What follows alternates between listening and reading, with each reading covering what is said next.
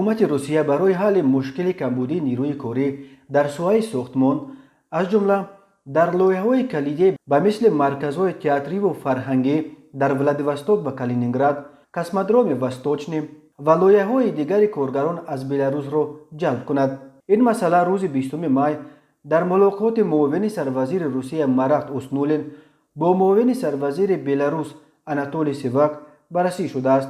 مطبوعات روسیه می نویسند ظاهراً مقامات روسیه بالاخره یافتند که مهاجران تاجیک و ازبک را با کی عوض کنند. سامانه رسمی حکومت روسیه خبر داد که روز 20 مای در مسکو ملاقات کاری معاون سروزیر روسیه مرات اوسنولین معاون سروزیر بلاروس آناتولی سیواک دایر شد. در این ملاقات همچنین وزیر ساختمان و ژکخ روسیه ایریک فایزولین، معاون اول وزیر معماری و ساختمان بلاروس ایگور کاستیوکوف و دیگر شخصان رسمی اشتراک داشتند. در اطلاع رسمی گفته می شود که در آغاز جلسه مرات اوسنولین تاکید کرد که امروز در روسیه مشکل کمبود نیروی کاری در ساحه ساختمان پیدا شده است و مسئله جلب نیروی کاری به عملی ساختن لایحه‌های کلیدی به مثل مرکزهای تئاتری و فرهنگی در ولادیواستوک و کالینینگراد، کسمودروم وستوچنی و لایحه‌های دیگر یک مسئله داغ به شمار می رود.